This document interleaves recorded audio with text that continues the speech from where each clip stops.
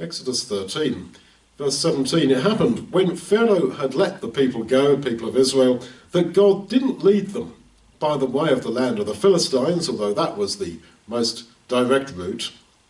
For God said, lest perhaps the people change their minds when they see war and they return to Egypt.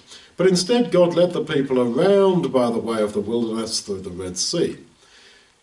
You learn from that God plans our wilderness journey. God plans our exit from this world, and he is very sensitive to your limits. He knew that if he led them in the obvious direct path, there would be conflict with the Philistines living there, and they might get scared and want to go back to Egypt. And he knew that was too much for them, so he led them another way.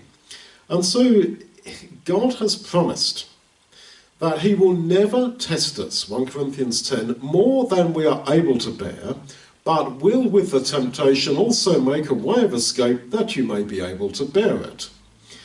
And as the psalm says, God will not allow the rod of the wicked to rest upon the righteous to the point they put forth their hand unto iniquity.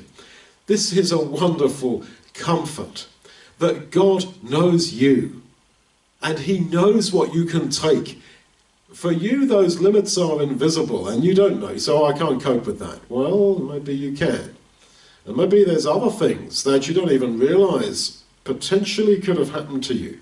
God didn't let that happen because he knew that would be too much for you. So never think that this is too much for me, that this path he's given me is just too much. I cannot take this. He knows you better than you know yourself. And we have to trust that. And we have to trust that it is God's intention to lead us on this journey to his kingdom. That is his purpose. It's why the Lord Jesus died.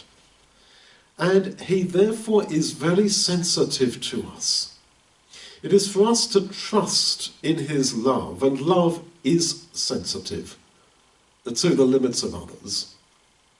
And we have to believe, trust, that he will not put you through something that you can't bear. That is a huge comfort, as well as a great challenge, that you cannot slip into sin because you say the circumstance was too great. No, no, no. God will not give you that.